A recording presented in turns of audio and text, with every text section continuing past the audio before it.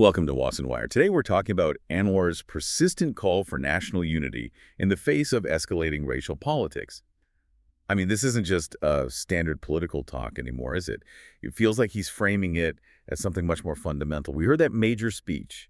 He really laid out the stakes. He really did, and I think the clarity was important because, look, the basic truth about Malaysia is that everything we've built, the economy, our social fabric, the culture, it all hinges on peace. It hinges on stability, and crucially, on keeping that delicate balance between all the races and religions. If that multiracial foundation starts to crack, well, what's left? That idea of structural dependency, it often gets drowned out by the day-to-day political noise, doesn't it? He was quite clear that being this plural, multi-religious, multicultural nation makes Malaysia, pretty unique globally, but also inherently really hard to manage. Right. And what struck me was he didn't just sort of sigh about how difficult it is. He directly went after the whole strategy of divisive racial politics. He was saying, look, stirring the pot like this, it doesn't actually build anything. It just breaks things. It fractures society. Okay, let's dig into that friction a bit more, because he gave some pretty stark examples of that tightrope walk governors face here. He mentioned, if the government focuses on Bumiputera issues, you immediately get concerns raised, say, from the Chinese community. And then, flip side, if the focus shifts to, projects helping the Indian community, then suddenly you hear Malays feeling neglected. Exactly. And that dilemma, it really shows this isn't just surface stuff. It's like a deep structural friction built into the system. He's essentially saying, look, this job is incredibly hard and the government gets caught reacting constantly. It's a cycle. But is that tightrope completely unavoidable? I mean, is the argument that the actual grievances don't matter as much as the political reaction? It almost sounds like he's asking the public to kind of rise above simple racial takes. Is that realistic, though? Politics often feeds on exactly those grievances. Well, I think he's trying to shift some of the responsibility, maybe. The message felt like a direct appeal, asking people to be, smarter, more sensible, better informed. When these sensitive issues pop up, the plea is, assess it rationally, use wisdom, don't just jump on the emotional bandwagon. The subtext is, if everyone insists on seeing every single policy only through a racial lens, then genuinely fair, non-racial governing becomes, almost impossible. He's fighting that perception that policy has to be racialized. Which brings us neatly to the policy side then, where the administration's really trying to demonstrate that government help can go beyond race.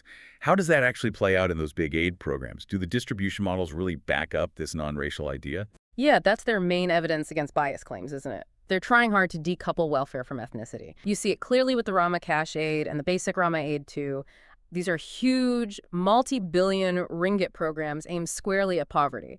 And the key point they hammer home is qualification is purely about income, about need. Doesn't matter who you are, what your background is. If you qualify, you get it. Right. And in theory, that should shift the debate towards economic results, away from identity politics.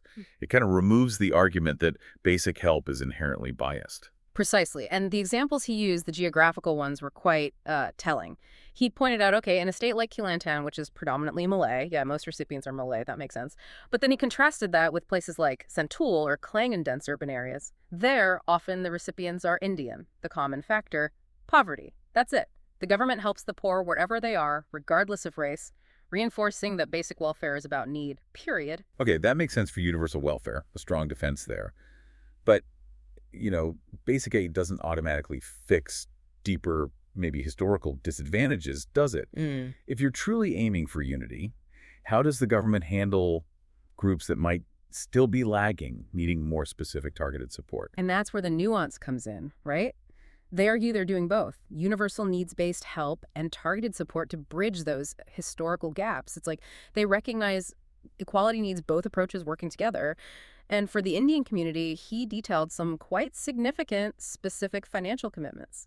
Right. Tell us about those. What kind of investments and what were they meant to achieve specifically? We're talking actual financial support. There was RM 50 million allocated to Amana ETR Malaysia. That's a microcredit scheme, mainly for the poor.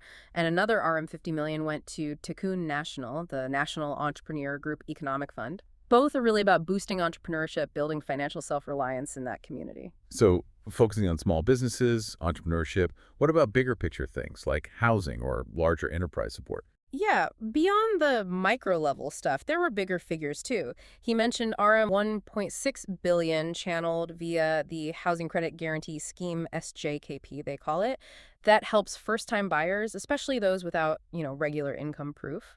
And another RM 600 million was specifically earmarked for supporting Indian enterprise financing more broadly. So these aren't just small gestures. They seem like deliberate policies aimed at long-term economic stability for the community.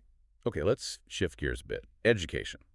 Always perhaps the most sensitive area when you talk about equal opportunity. The Prime Minister was very public about ensuring non-Bhumiputera students, the excellent ones, get access to public universities. A critical promise, absolutely, and one that needs constant managing given the political sensitivities. The government's line is that they are actively working to make sure top-performing non-Bhumiputera students get university places. But like you said, it always bumps up against political friction. How are they balancing that promise with, the existing constitutional framework? Well, it seems the strategy is more about expanding the total number of places rather than directly challenging existing quotas. What was the specific thing they highlighted this year? They confirmed adding 1,500 new university spots, specifically for students who sat for the STPM, the Malaysian Higher School Certificate. And these new places weren't just general slots, they were focused on high-demand fields. Things like accounting, engineering, medicine, digital tech, languages, future-oriented stuff. The stated reason for adding these. Unequivocally about ensuring equal opportunity. Creating new spaces is the message. It signals flexibility, a commitment to being more inclusive, fairer overall. And that access to quality education, that's the fundamental ladder for social mobility anywhere, especially in a diverse country like Malaysia. Okay, let's bring this together. Thinking about the context of this speech delivered during Deepavali celebrations, that felt significant. Absolutely. The setting wasn't just incidental. It elevated the policy talk into something more profound, maybe, a moral conversation. And Deepavali has this powerful symbolic meaning, right? And the PM really tapped into that. It became about the nation's soul, not just its spreadsheets. The classic message of light overcoming darkness. Precisely. He directly linked the festival's core, meaning the commitment to truth, to justice, the fight against darkness. He linked that to the national situation. And he was specific about what darkness represents in this context: corruption and oppression. The warning was stark. If the nation stays in that kind of darkness, if graft and injustice continue, then the whole symbolic meaning of Deepavali, of renewal and light, is basically lost. He's framing the fight for unity and the fight for good governance as essentially the same struggle, a moral one. Wow.